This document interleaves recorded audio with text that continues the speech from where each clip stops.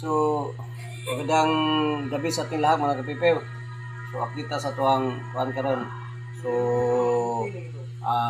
may ano po sa inyo, kung pwede po sana mag-subscribe kayo kay sa account ni Mr. Kapinteros mga kapipew. So, karon ngayon nga oras, anong oras be? Kasi oras be? 7:15. 7:15. So, 7:15 mga kapepe, tapos na kami na nag-dinner. So, hindi ko pinakita kanina mga kapepe kasi masyadong gutom na. So, nagbilisan ko na pagluto para makakain kami lahat. So, ngayon nag-update ako kasi bukas may position. So, parang Holy Friday. So, check natin nung anak ko, mga kapepe, kung mayroon na ba silang nahandang mga susutin na bukas kasi sasabay kami sa posisyon bukas siguro. Then, magluto muna ng biglet bukas. Hingga, naandam na yung kuwan? Na-ready na yung kuwan? Na-ready na pang posisyon bukas? Yes. Ha? Bunso!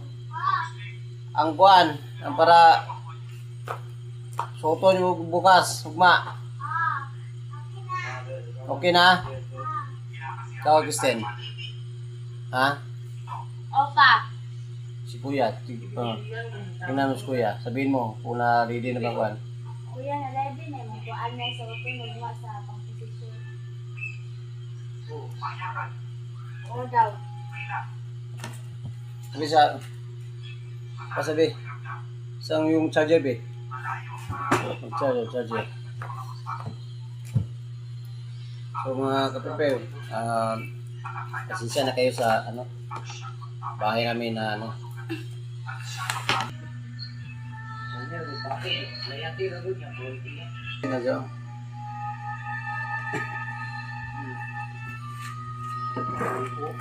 Yeah. Bunso, tapos na kayo nag-toothbrush? Oo. Toothbrush ka, ka? Oo. Ha?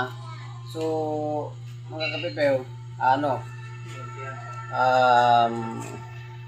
ipakilala ko sa inyo ang mga anak ko. Tatawagin ko yung yung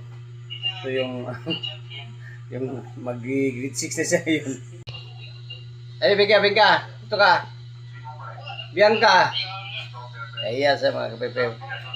So, ipakita ko sa inyo. Ito ay ilang taon ka na, be? Ha? Ilang taon ka na?